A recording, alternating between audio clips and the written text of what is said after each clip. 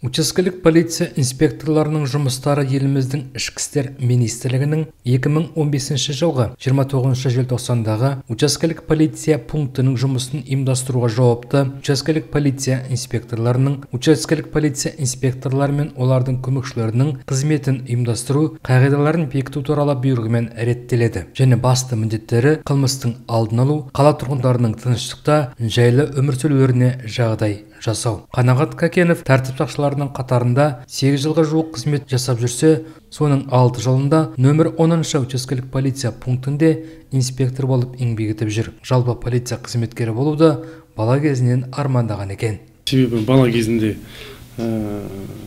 арманым болған, форма көргенде, яғни мен де полиция қызметкері болам деп, сонымен полиция қызметкері болдым. Нөмір 10 учаскелік полиция пунктінің аумағына 5-ші А және 5-ші Б шағын аудандары енеді. Егер көшемен қарасақ, Абай, Әуезов, Мәшһүр Жүсіп және Торайғыров көшелерінің ортасында орналасқан тұрғын үйлер. Бұларда жалпы 30 мыңның үстінде халық тұрады. Сонымен бірге бұл аумақта 5 мектеп пен 6 балабақша, Шахтер саябағы, Жасбай спорт кешені, Естай атындағы балалар музыка мектебі, ірі 2 сауда ойын-сауық орталығы бар. 2023 жылы қылмыс жағынан 72 қылмыс орын алды әкімшілік учаскеде. Соның алдын алу мақсатында, яғни учаскелік полиция инспекторларының ең бірінші мақсаты қылмысқа жол бермеу және алдын алу. Сол мақсатта бізден келесі, яғни әкімшілік хаттамалар толтырылды, 500-ден аса. Сонымен қатар маскүнемдікке салынған азаматтарды емдеу орындарына жіберілді, 8 адам жіберілді. Сонымен қатар шартты түрде мерзімнен бұрын есептен шыққан, есепте тұрған азаматты қайта жазасын өтеу орындарына қайтарылды.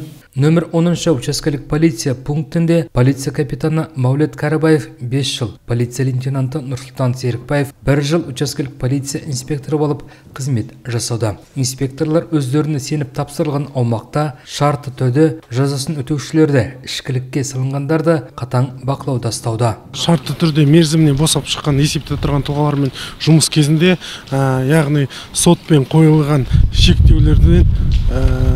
шектеулер бойынша, яғни кешкі уақыттарда, белгілеген уақыттарда, яғни үйден шығуға тыйым салынады. Сонымен қатар ішімдікті ішуге тыйым салынады.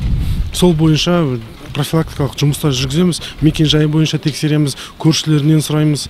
Сонымен қатар жұмыс орнына тұрғызу, жұмысқа тұрғызу бойынша жұмыстар жүргіземіз. Осы аталмыш 5-ші А және 5-ші Б шағын аудандарында адамдар жиналып спирттік ішімдіктерді ішеді деп көзге ілінген күмәнді 22 пәтер анықталған екен. Оларда учаскелік полиция қызметкерлерінің жіті бақылауында. Сонымен бірге отбасының тыныштығын кетіретін тұлғалар да назарда. Қазақстан Республикасының президентінің жолдауына сәйкес 1 шілдеден бастап, яғни зорлық зомбылықтар бойынша жәбір шегушіден арыз алынбайды. Арызсыз хабарласып немесе жүгінген сәтте, сол сәттен бастап әкімшілік құқық бұзушылық жөніндегі іс қозғалатын болады.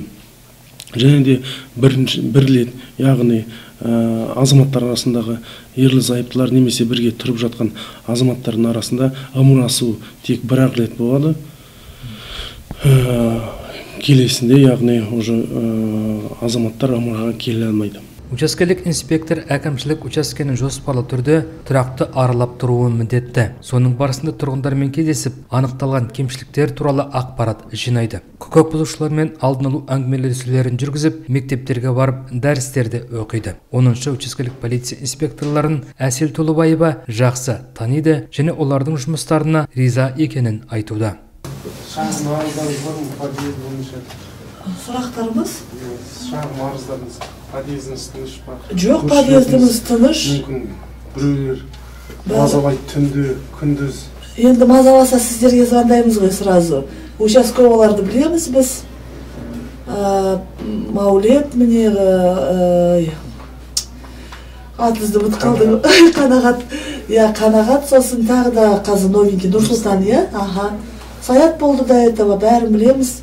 Дворда даже если басқа біреу, бөтен біреу ішімдік ішіп келсе, бәрін сразу звондаймыз. Сіз звондайсыз ғой, біз келіп тұрамыз. Сразу звондаймын. Олдарға көп-көп рахмет участковыйларға. Учаскелік полиция инспекторы жергілікті халықтың мәселелерін шешуге, қылмысты тікелей немесе жанама түрде тоқтату, азаматтарымыздың өмір сүру сапасын жақсарту үшін тынымсыз еңбек етуде. Жалпы айтқанда олар белгілі бір аумақта қылмысқа тосқауыл болатын басты фигура. Адамдардың тыныш өмір сүруін барынша қамтамасыз етуге тырысатын халық қорғаны.